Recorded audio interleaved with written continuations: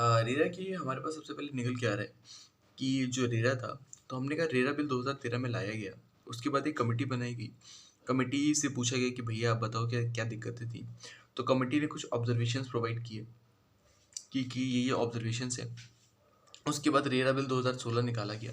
अच्छा, main act के पीछे इसका जो एक तरीके से रीज़न देख सकते हो, जो 4 रीज़न थे कि हमें सिमेट्री चाहिए, इन्फॉर्मेशन के बीच में ट्रांसपेरेंसी लानी थी, स्टैंडर्ड अच्छे करने थे और फास्ट ट्रैक डिस्प्यूट रेजोल्यूशन करना था। फिर उन्होंने का रेरा एक्ट लगा दिया गया। कुछ एक्शन सेक्शंस तुम्हारे यहाँ से आ गए, कुछ सेक्शंस आपके 2017 से आ गए। 3 चीज़ों पे फोकस किया, स्टैंडर्डाइजेशन के ऊपर, यूनिफॉर्मिटी के ऊपर, सिमेट्री और इन्फॉर्मेशन के ऊपर। इन्होंने का की ऑब्जेक्टिव था कि अकाउंटेबिलिटी कर सकें हम प्रोमोटर की, किसकी तरफ, अलॉटी की तरफ, और प्रोटेक्ट कर सके इंटरेस्ट का अलॉटी भी। ठीक है, ठीक है। अब इन्होंने कहा कि रेरा रिट्रोस्पेक्टिव था कि रेट्रोएक्टिव था।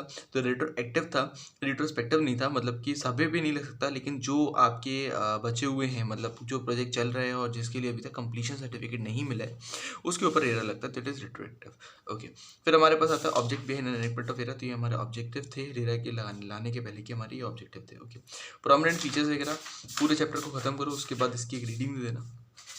Simple is that. हम डेफिनेशन से स्टार्ट कर रहे हैं। एडजुडिकेटिंग ऑफिसर क्या होता है? जो बंदा होगा। एडवर्टीजमेंट का मतलब होता है कि अगर आप किसी भी तरीके से किसी भी डॉक्यूमेंट के थ्रू बताते हो, एडवर्टाइज करते हो, या फिर आप नोटिस वगैरह निकालते हो, तो उसको हम एडवर्टीजमेंट कहते हैं। ठीक है, हमने कहा भले हमने रियल एस्टेट प्रोजेक्ट के बारे में बताया, अपार्टमेंट के बारे में बताया, परचेज के बारे में बताया, कुछ भी बताया, वो सारा एडवर्टीजमेंट होता है। इसमें वगैरह भी एडवर्टीजमेंट होता है, हाँ होता है। अग्रीमेंट ऑफ सेल का मतलब होता है एग्रीमेंट हमने सेल के लिए किया था। हमने कहा प्रमोटर अलॉटी के बीच में कोई भी एग्रीमेंट हो, उसको एग्रीमेंट ऑफ सेल कहता है। अलॉटी का मतलब होता है जिसको आपने अलॉट किया है, पहला वाला बंदा या फिर सब्सिक्वेंट कोई भी बंदा होता है जो अक्वायर करता है, उसको अलॉटी ही कहते हैं। हालांकि जो रेंट पे लेता है उसको अलॉटी नहीं बोला जाता है। अच्छा, फिर हमने कहा अपार्टमेंट का मतलब क्या होता है? अपार्टमेंट का मतलब होता है कोई भी बिल्डिंग वगैरह की बात करें तो वो अपार्टमेंट के अंदर इंक्लूड हो जाती है। रूम्स वगैरह कहीं पर भी तो अपार्टमेंट के अंदर इंक्लूड हो जाएंगे। अब रेजिडेंशियल के लिए पर्पज इस्तेमाल करो, कमर्शियल के लिए कोई दिक्कत नहीं है। अपीलेट ट्रिब्यूनल रिएट की बात होगी।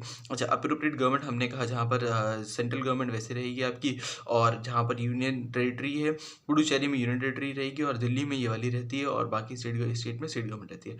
आर्किटेक्ट अथॉरिटी कोई दिक्कत नहीं, बिल्डिंग की कोई दिक्कत नहीं। कारपेट एरिया इंपॉर्टेंट है। कारपेट एरिया का मतलब होता है कि नेट यूजेबल फ्लोर एरिया, यानी कि हमने कहा कि टोटल एरिया निकालो, इसमें से आप किस किस को एक्सक्लूड कर दो। हमें बाहर की दीवारों से कोई मतलब नहीं, हमें सर्विस शाफ्ट से मतलब नहीं है, बालकनी या वरांडा एरिया जो मेरे लिए बना हुआ है सिर्फ और सिर्फ, उसको भी इंक्लूड नहीं करना। ओपन टेरेस एरिया हमने कहा कि इतना कोना आपका है, वो भी इंक्लूड नहीं करना। मतलब फिर हमें इंक्लूड क्या करना कारपेट एरिया के अंदर? हमने कहा जो घर है वो घर की इंटरनल वॉल्स को इंक्लूड करके जो एरिया होता है वो कारपेट एरिया होता है। ठीक है, बिल्डअप एरिया क्या होता है? बिल्डअप एरिया हमने कहा घर को ले लो, घर की बाहर वाली एरिया जो दीवारें होती है उनको भी इंक्लूड कर लो, तो बिल्डअप एरिया कहलाता है। सुपर बिल्डअप एरिया के अंदर कॉमन एरिया को भी इंक्लूड कर लिया जाता है। ठीक है, carpet area net usable area, यानी कि इंटरनल वॉल्स वाला एरिया, जो अंदर का एरिया वो तुम्हारा कारपेट एरिया है। बिल्डअप का एरिया वो वॉल्स, एक्सटर्नल वॉल्स को इंक्लूड करके, और सुपर बिल्डअप का मतलब था कॉमन एरिया को इंक्लूड करके। कॉमन एरिया कौन कौन से होते हैं? हमने कहा सारी की सारी जो एंटायर लैंड होती है, स्टेयर केस होते हैं, बेसमेंट होता है, लॉजिंग का होता है, या फिर कॉमन यूज के लिए कुछ भी होता है, वो सारा का सारा। Open parking area, community and commercial facilities भी इसके अंदर ही आ जाता है। अच्छा, कमेंसमेंट सर्टिफिकेट का मतलब होता है कि हमारा कमेंसमेंट शुरू कर सकते हो आप। ठीक है, तो हमने कहा कॉम्पिटेंट अथॉरिटी देती है कि डेवलपमेंट आप जो है इमूवेबल प्रॉपर्टी के ऊपर शुरू कर सकते हो। अच्छा, कंपनी, कंपनी का कुछ नहीं। कॉम्पिटेंट अथॉरिटी का मतलब लोकल अथॉरिटी की बात हो रही है। कंप्लीशन सर्टिफिकेट का मतलब क्या होता है? हमने कहा कंप्लीशन सर्टिफिकेट का मतलब होता है जो प्लान बनाया गया था, जो सेंक्शन प्लान था, उसके हिसाब से आपने कंस्ट्रक्शन कंप्लीट कर लिया तो हमें कंप्लीशन सर्टिफिकेट मिल जाएगा। ठीक है, अच्छा, फिर हमने कहा कि डे का मतलब क्या था? कोई दिक्कत नहीं। डेवलपमेंट का मतलब क्या था? कोई भी काम करने वाले उसको डेवलपमेंट कहते हैं। डेवलपमेंट वर्क यानी कि एक्सटर्नल डेवलपमेंट वर्क या इंटरनल डेवलपमेंट वर्क करो। एक्सटर्नल का बात मतलब क्या होता है? हमने कहा रोड वगैरह जो हमने बाहर बनाई वो सारी की सारी एक्सटर्नल के अंदर आती है। इंजीनियर, जो बंदा पढ़ा लिखा होगा वो इंजीनियर होता है, बीटेक वाला। एस्टिमेटेड कॉस्ट ऑफ, यानी कि पूरा का पूरा खर्चा जो होता है उसमें आता है। फैमिली, फैमिली इंपॉर्टेंट है। फैमिली का मतलब होता है हमने कहा हस्बैंड को, यानी कि स्पाउस को इंक्लूड कर लो, हस्बैंड वाइफ जो भी है, स्पाउस को इंक्लूड करो। माइनर बच्चे को ही इंक्लूड करना, माइनर सन को इंक्लूड करना, और डॉटर, डॉटर उसी को लेना जो अनमैरिड है और होली डिपेंडेंट है आपके ऊपर, उसको इंक्लूड करना, बाकी को इंक्लूड मत करना। ठीक है, फिर हमारे पास निकल के आता है गैराज का मतलब क्या होता है? हमने कहा गैराज का मतलब होता है कि 3 तरफ दीवार है और ऊपर छत है, तो उसको हम गैराज बोलेंगे। ठीक है, ओपन पार्किंग एरिया को गैराज नहीं बोला जाता। इमूवेबल प्रॉपर्टी का मतलब होता है जो भी एरिया वगैरह है, टिम्बर वगैरह को इंक्लूड नहीं करते, बाकी को इमूवेबल प्रॉपर्टी बोलते हैं। इंटरेस्ट का मतलब होता है जो रेट ऑफ इंटरेस्ट कौन देगा? हमने कहा प्रोमोटर देगा या अलॉटी देगा। प्रोमोटर कब देता है रेट ऑफ इंटरेस्ट? अगर प्रोमोटर डिफॉल्ट करे तो वो पे करेगा। कब पे, कितना पे करना, कब से कब तक पे करना होता है? तो हमने कहा प्रोमोटर पे करता है किस दिन से पे करता है? जिस दिन उसने पैसा रिसीव कर लिया था आपसे, उस दिन से लेके जिस दिन आपको पैसा वापस कर रहा है उस दिन तक का वो इंटरेस्ट पे करता है। अलॉटी को जिस दिन पैसा देना था उस दिन से लेके जिस दिन वो इंटरेस्ट दे रहा है, वो पैसा दे रहा है, वहाँ तक का वो इंटरेस्ट पे करता है, ठीक है। तो इंटरेस्ट रेट दोनों का बराबर होना चाहिए और कब कब का निकल गया कि यहाँ पर आ जाएगा। इंटरनल डेवलपमेंट वर्क का मतलब होता है कि रोड फुटपाथ वगैरह या फिर प्रोविजन ऑफ कम्युनिटी बिल्डिंग या फिर कुछ भी आप बनाते हो तो उसको हम इंटरनल डेवलपमेंट वर्क के अंदर ले लेते हैं। लोकल अथॉरिटी यानी कि म्यूनसिपलिटी की बात हो जाएगी। मेंबर यानी कि हमने कहा रेरा का जो भी मेंबर होता है 6% रूल रहता है उसको मेंबर बोलते हैं। ऑक्यूपेंसी सर्टिफिकेट का मतलब क्या होता है, हमने कहा आपने कंप्लीट कर लिया तो वो कंप्लीशन सर्टिफिकेट होता है और आपने जो बनाया है वो सही बनाया है, मतलब हमने बनाने के बाद हमने क्या किया उसके अंदर हमने वाटर सैनिटाइजेशन वगैरह की सारी चीज़ें दी, उसको हम ऑक्यूपेंसी सर्टिफिकेट कहते हैं कि इसको आप ऑक्यूपाई कर सकते हो।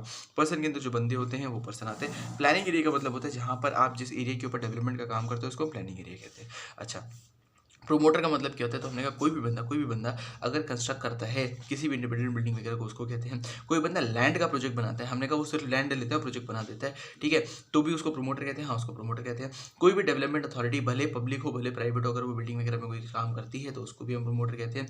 Apex state level cooperative housing society होगी या फिर कोई बिल्डर कोलाइजर वगैरह हो गया या कोई बंदा हो गया जो काम कर रहा है, ठीक है, किस चीज़ का काम कर रहा है, फ्लैट वगैरह का काम कर रहा है, उसको प्रोमोटर ही कहते हैं, ठीक है। तो इन्होंने कहा क्या प्रोमोटर के अंदर पब्लिक और प्राइवेट दोनों आते हैं। प्रोस्पेक्टस का मतलब क्या होता है, आप इनवाइट करना चाहते हो, किसको इनवाइट करना चाहते हो, हमने कहा बंदों का डॉक्यूमेंट करते हैं सेल वगैरह के लिए, उसको प्रोस्पेक्टस कहते हैं। रियल एस्टेट एजेंट का मतलब होता है जो भी बंदा एक तरीके से दलाल होता है जो एक बंदे के बिहाफ पर एक्ट करता है कि आप हम बेच रहे हैं उसके बिहाफ पर, उसको हम ब्रोकर या रियल एस्टेट एजेंट कहते हैं। क्या इनके अंदर ये भी इंक्लूड हो जाते हैं, ये भी इंक्लूड हो जाते हैं, ठीक है। रियल एस्टेट प्रोजेक्ट का मतलब क्या होता है, जो प्रोजेक्ट आप बात करते हो उसको रियल एस्टेट प्रोजेक्ट कहते हैं। सेक्शन प्लान यानी कि कॉम्पिटेंट अथॉरिटी जो पास करते हैं उसको सेक्शन प्लान कहेंगे। रेगुलेशन रूल हमारा हो गया, ओके। हमने कहा सबसे पहले हमारे पास आता है prior registration of real estate project with real estate regulatory authority. Section number 3 कहता है कि ये एक्ट जिस दिन आया, जिस दिन ये एक्ट आया 2016 में जब ये एक्ट आया था, तब उस दिन जो भी ऑनगोइंग प्रोजेक्ट्स थे वो सारे के सारे ऑनगोइंग प्रोजेक्ट्स को आपको 3 महीने के अंदर उनका रजिस्ट्रेशन लेना है। यानी कि जिसका कंप्लीशन सर्टिफिकेट इशू नहीं हुआ है उनके लिए आपको क्या लेना पड़ेगा, रजिस्ट्रेशन लेना पड़ेगा। साथ में इन्होंने कहा कि यानी कि हमने कहा ये लेना पड़ेगा और हमने कहा देखो अगर प्लानिंग एरिया के बियॉन्ड कहीं पर काम कर दिया था ना आपने और कंपटेंट अथॉरिटी की पहले परमिशन ली थी और प्लानिंग एरिया के बियॉन्ड काम किया था तो उनको भी रजिस्टर करवा के चले जाइएगा। प्लानिंग एरिया के बियॉन्ड उनमें काम हो रखा है उसकी भी परमिशन ले लीजिएगा, ठीक है। हमने कहा एग्जाम कर देते किसी किसी को हम एग्जाम कर देंगे। मान लो आप जो काम कर रहे हो, जो करने वाले थे, जो कंस्ट्रक्शन कर रहे हो वो 500 स्क्वायर फीट का नहीं है, 500 स्क्वायर मीटर से कम का है, या फिर नंबर ऑफ अपार्टमेंट आपके 8 से कम के हैं, या फिर कंप्लीशन सर्टिफिकेट आपको मिल चुका है, या फिर आप सिंपल रिपेयर रिनोवेशन रीडेवलपमेंट कर रहे हो, तो आपको क्या लेने की जरूरत नहीं है, आपको सर्टिफिकेट लेने की जरूरत नहीं, रजिस्टर करने की जरूरत नहीं है। हमने कहा application for registration of real estate project कौन देगा, तो हमने कहा प्रोमोटर एप्लीकेशन देगा जाएगा 3 महीने के अंदर। क्या क्या देगा साथ में, हमने कहा अपनी एंटरप्राइज के बारे में बताएगा, प्रीवियस 5 साल का रिकॉर्ड बताएगा, क्या बनाया था, कैसे बनाया था, उसका एरिया क्या चल रहा है, कैसे चल रहा है, अप्रूवल जो गवर्नमेंट में सर्टिफिकेट पुराने मिल चुके थे उन सब के बारे में बताएगा, ठीक है।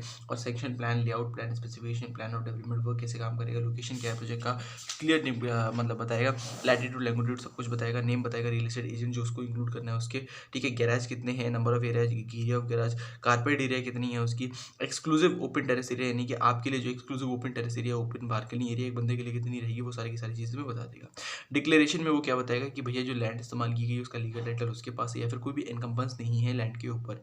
उसके बाद किस टाइम के अंदर वो कंप्लीट करने वाला है वो खुद ही बता देता है कि भैया 4 महीने लगेंगे या 4 साल लगेंगे, उसके लिए ही आपको रजिस्ट्रेशन मिलता है, इतने पीरियड के लिए आपको रजिस्ट्रेशन भी मिलता है। फिर हमने कहा जो भी पैसा आपके पास आएगा, आप जो कलेक्ट करोगे उसका 70% आपको क्या करना है, अलग अकाउंट में रख देना है। अच्छा, हम उसमें से यूज़ कैसे करेंगे, तो हमने कहा 70% अलग अकाउंट में रख देना, ठीक है। इसके लिए एग्जाम्पल नंबर 13 है, यूज़ करने के लिए एग्जाम्पल नंबर 14 है। यूज़ वैसे कैसे करते हैं, हमने कहा इंजीनियर या फिर आर्किटेक्ट वगैरह को ले लेना, वो सर्टिफाई कर देगा कि 40% काम हो गया तो 40% पैसा आप विड्रॉ कर सकते हो, ठीक है, ठीक है। तो उन्होंने कहा कि कितना पैसा निकाल के रखना, 70% निकाल के रखना, और विड्रॉल कैसे कर सकते हो, तो हमने कहा जितना जितना इंजीनियर बताता रहेगा, सीए बताता रहेगा, उसके हिसाब से विड्रॉल वहाँ से कर सकते हो, आप यूज़ कर सकते हो। Registration of grant of registration मतलब हमने कहा कि 3 महीने के अंदर अंदर हमें देनी थी एप्लीकेशन, हमने दे दी। अथॉरिटी जो है एप्लीकेशन मिलने के 30 दिन के अंदर रजिस्ट्रेशन ग्रांट करेगा। रजिस्ट्रेशन ग्रांट करने का मतलब होता है वो आपको लॉगिन आईडी और पासवर्ड दे देगा, किसके रेरा का जो वेबसाइट है, वेब पेज है उसका दे देगा, आप लॉगिन करना और अपनी चीज़ें डालते रहना, ठीक है। हमने कहा 30 दिन के अंदर या फिर वो रिजेक्ट कर देगा, रिजेक्ट करने से पहले वो बेच देगा आपको। अगर उसने कुछ भी नहीं किया तो अपने आप ही आपको मान लीजिएगा कि आप रजिस्टर हो गए हो और 7 दिन के अंदर आपके पास लॉगिन आईडी और पासवर्ड आ जाएगा। अब हमने कहा कि आपको एक्सटेंशन करवाना है, फोर्स मेजर से अगर कहीं पे लगता है यानी कि बालकनी मतलब भूकंप सुनामी वगैरह हो गया तो अपने आप ही मान लीजिएगा। लेकिन भूकंप सुनामी नहीं है, आपको बढ़वाना है तो आप भी बढ़वा सकते हो, हमें कोई दिक्कत नहीं है। आप कैसे बढ़वा सकते हो, हमने कहा मैक्सिमम 1 साल के लिए आपको बढ़वाने की परमिशन है, जो भी रजिस्ट्रेशन आपने करवाया था उसको आगे बढ़वाने के लिए। रिवोकेशन ऑफ रजिस्ट्रेशन का मतलब होता है कि रिवोक कर दीजिएगा आपका रजिस्ट्रेशन। हमने कहा डेटा की जो अथॉरिटी है किसी की कंप्लेंट की सुनने पर या फिर खुद ही या फिर कॉम्पिटेंट अथॉरिटी के कहने पर क्या कर सकती है, आपका रजिस्ट्रेशन जो है वो रिवोक कर सकती है। लेकिन रिवोक करने से पहले आपको रोलबैक अपॉर्चुनिटी भी दी जाएगी, ये लिखा हुआ है। इन्होंने कहा रिवोक क्यों करेंगे, डिफॉल्ट किया आपने, एक्ट का रूल किया, वॉयलेट किया, टर्म्स ऑफ अप्रूवल की इरेगुलरिटी करी थी या फिर फ्रॉडुलेंट प्रैक्टिस कर रहे थे। अच्छा, हमने कहा कि कैसे करेंगे, तो हमने कहा सबसे पहले कि अथॉरिटेटिव नोटिस देंगे कम से कम नॉट लेस देन 30 डेज, यानी कि 30 दिन का नोटिस आपको दिया जाएगा कि भैया हम रिवोक करने वाले हैं। तो हमने कहा तो रिवोक करने वाले हैं तो ये कर देंगे, या फिर हम आपको रिवोक ना करके ये कर सकते हैं, टर्म्स एंड कंडीशंस भी लगा सकते हैं। इसके ऊपर एग्जाम्पल नंबर 15 है कि रिवोक ना करके क्या ऑप्शन अवेलेबल है अथॉरिटी के पास, वो टर्म्स एंड कंडीशन लगा सकता है। ठीक है, हमने कहा इफेक्ट क्या होता है रिवोकेशन का, तो इफेक्ट ये होता है कि आपके पास जो लॉगिन आईडी पासवर्ड थी वो कोई काम की नहीं रहेगी, आप डीबार हो जाओगे, वेबसाइट एक्सेस करने के डिफॉल्टर के अंदर आपका नाम आएगा, जो पैसा आपने 70% वाला अकाउंट जो आपके पास था ना वो फ्रीज कर लिया जाएगा, उसका इस्तेमाल हम ही करेंगे।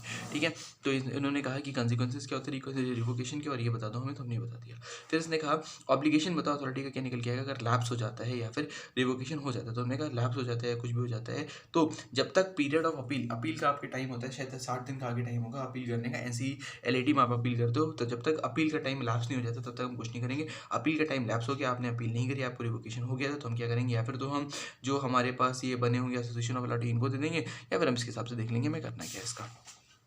ठीक है, फिर हमने कहा registration of real estate agent, जो भी रियल एस्टेट एजेंट होता है उनको अपने आपको रजिस्टर करना कंपलसरी होता है, वो अपने आपको रजिस्टर कराएंगे। टाइम लिमिट यहाँ पर कुछ भी स्पेसिफाइड नहीं किस टाइम के अंदर कराना है, बस इतना बोला हुआ है कि स्पेसिफाइड टाइम के अंदर अपने आपको रजिस्टर करवा लीजिएगा। ठीक है, तो उन्होंने कहा सिंगल रजिस्ट्रेशन एक स्टेट के लिए दे सकते हैं, या फिर हम एंटायर स्टेट के लिए दे सकते हैं, रियल एस्टेट एजेंट को एजेंट वगैरह वो दे सकते हैं। ठीक है, डीम रजिस्ट्रेशन माना जाएगा कि टाइम लिमिट के अंदर अंदर अप्रूवल नहीं मिला तो डीम उसके रजिस्ट्रेशन मान लिया जाएगा, रजिस्ट्रेशन नंबर उसको दिया जाता है। अच्छा, हमने कहा ब्रीच ऑफ कंडीशन अगर उसने करी तो एग्जाम्पल नंबर 18 है कि अगर रियल एस्टेट एजेंट यानी REA कुछ भी कंडीशन फॉलो नहीं करता तो उसका रिवोकेशन हम क्या कहते हैं, रिवोक कर सकते हैं या फिर सस्पेंड कर सकते हैं। ठीक है, ठीक है, ओके, तो ये दोनों निकल के आ गए। फिर हमने कहा फंक्शंस क्या होते हैं रियल एस्टेट एजेंट के, वो क्या करेगा, वो किसी भी सेल या परचेज में नहीं आएगा जब तक वो प्रोजेक्ट हमारा रजिस्टर नहीं है, प्रिजर्व करेगा बुक्स ऑफ अकाउंट्स, मेंटेन करेगा बुक्स ऑफ अकाउंट, और इन्वॉल्व नहीं करेगा किसी भी अनफेयर ट्रेड प्रैक्टिस में अपने आप को। ओके, हमने कहा ड्यूटी क्या होती है प्रमोटर की, फंक्शन क्या होता है प्रमोटर के, तो सबसे पहले प्रमोटर क्या करता है, लॉगिन आईडी पासवर्ड मिलने के बाद रजिस्ट्रेशन की डिटेल्स, प्रोजेक्ट की details, quarterly up to date number of कितने अपार्टमेंट बना दिए, क्या गैराज का हाल चल रहा है, कितने प्रोजेक्ट कर दिए, क्या अप्रूवल का है, कितना टाइम लगेगा, वो सारी की सारी चीज़ें आपके पोर्टल पे या वेबसाइट पे डालता रहेगा। उसके बाद हमने कहा कोई भी एडवर्टीजमेंट या प्रोस्पेक्टस करेगा उस पर वेबसाइट का एड्रेस ज़रूर देगा, इन्फॉर्मेशन देगा लॉटी को कि भैया सैंक्शन प्लान काम था क्या और कितना काम हो चुका है। रिस्पॉन्सिबिलिटी क्या होती है, ये हो गए फंक्शंस ऑफ प्रोमोटर। ठीक है, रिस्पॉन्सिबिलिटी क्या होती है प्रमोटर की, तो हमने प्रमोटर रिस्पॉन्सिबल होता है सारे के सारे ऑब्लिगेशन या रिस्पॉन्सिबिलिटी जो होती है उसकी होती है कि भैया अग्रीमेंट वगैरह वो सही से एंटर करेगा। अच्छा, फिर हमने कहा कंप्लीशन सर्टिफिकेट को ऑब्टेन करने की, ऑक्यूपेंसी सर्टिफिकेट को भी ऑब्टेन करने की रिस्पॉन्सिबिलिटी उसी की होती है, लीज सर्टिफिकेट की भी रिस्पॉन्सिबिलिटी उसी की होती है, सारे के सारे काम सर्विस